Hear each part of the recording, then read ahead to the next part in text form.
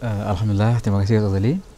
Jadi pagi itu Ahad 26 Disember tahun 2004 ya. Allah. Pada pukul 7.58 pagi waktu Aceh berlaku satu gegaran besar lebih kurang dalam 8.9 skala Richter. Gegaran pertama itu berlaku 10 menit. Dahsyat ya. Jadi 7 menit yang pertama tu berlaku kiri dan kanan, horizontal. Jadi bumi bergoncang seperti ini. Allah. Jadi kita berdiri pun macam nak jatuh macam tu. Kemudian 3 minit berikutnya berlaku atas dan bawah, vertical. Dan dahsyat sekali lah gegaran tu. Dah lama kita tak pernah dengar cerita gempa ni berlaku pada hari itu. Dan tak ada pengalaman lah. Jadi lepas gegaran besar tu, orang-orang berkeluaran daripada rumah, kemudian tengok-tengok bangunan, sedikit sangat bangunan yang runtuh. Jadi terpinga-pinga apa yang berlaku, nak masuk rumah takut sebab ada gegaran kecil lagi.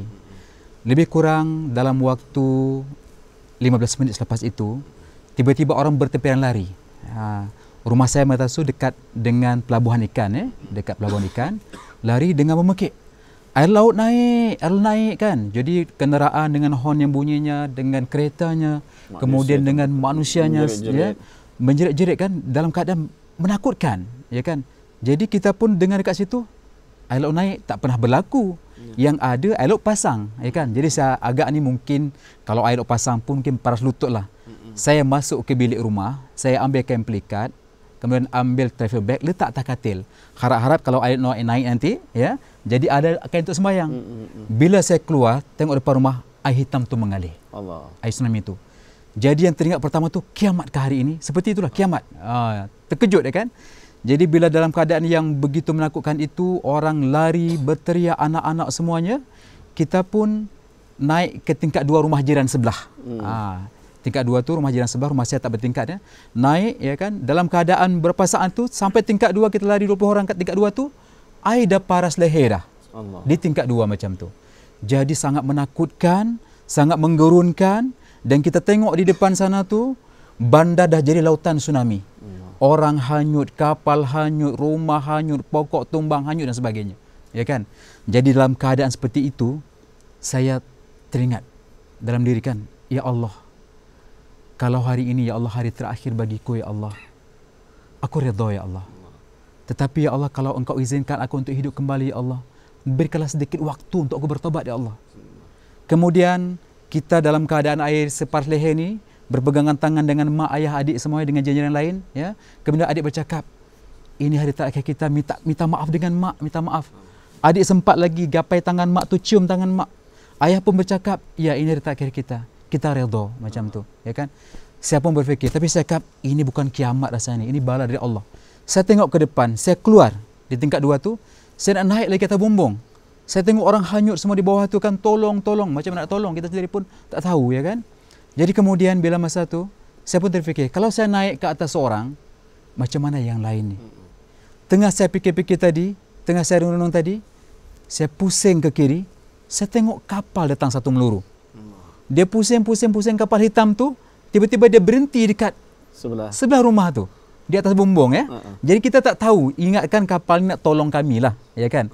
Jadi saya cakap dengan kawan-kawan, ada kapal datang. Dia pun lompat ke atas kapal tu dari tingkat 2. Kemudian saya pun keluar, saya tarik satu persatu yang ada dalam rumah tingkat 2 tadi tu, saya sorong ke atas, naikkan ke atas. Yang kawan tarik seorang satu. Sampai 20 orang, 1, 2, 3, saya naikkan seorang macam tu. Last kali saya naik dengan tali. Sampai ke atas kapal kosong. Tak ada orang, tak ada pengemudi, kapal hanyut. Ya. Jadi kemudian dengan jiran-jiran belakang rumah semuanya, lebih kurang 54 orang. Ada baby, ada budak-budak, orang tua, orang cacat dan sebagainya lah dalam kapal tu, ya. Kami bertahan selama 7 jam atas kapal dan mengalami 10 kali gelombang tsunami. Bila tengok bandar dan jeratan tsunami, di bawah orang hanyut, tolong, nak tolong tak boleh. Ada tali, baling tali, air terlalu laju, ya. Tiba-tiba datang lagi gelombang dari depan, ya. Lebih kurang 1 meter depan, gelombang tinggi, ya kan. Kemudian nak menghala ke kapal, saya pun hadap ke laut. Saya azan, Allahu Akbar, Allahu Akbar. Lepas azan, pecah gelombang tu. Datang lagi gelombang berikutnya, macam tu lagi, ya. Yang tahlil terus, baca yasin tu, doa terus, yang menangis terus, ya. Dalam keadaan terik matahari, belum sarapan, lapar dahaga yang sangat, ya kan. Tengah hari tengok apa yang ada dalam kapal, ya kan. Tengok ke depan itu ada satu sampah yang tinggi. tiba-tiba tengok dalam tu ada satu budak yang kecil, Allah ya, Akbar. dengan tak ada baju lagi. Ayah, mama, ayah. Syahdunya hati, nak tolong tak boleh, ya kan? Kemudian dalam keadaan yang sangat menakutkan itu, kami tengok dalam kapal apa yang ada. Tengok-tengok dapat satu beg, ya, dapat kain pelikat, dapat pula baju t-shirt ganti yang basah-basah budak tadi. Buka-buka lagi dapat satu tong air. Memang dahaga sangat, ya, perit sangat. Nak minum air masin tak boleh. Akbar. Buka-buka lagi dapat satu jak bekas air dengan satu parang. Tak tahu nak buat apa. Kebesaran Allah, Allah tunjukkan. Datang gelombang berikutnya lepas zuhur, dihanyutkan satu tandan kelapa muda dekat kapal tu.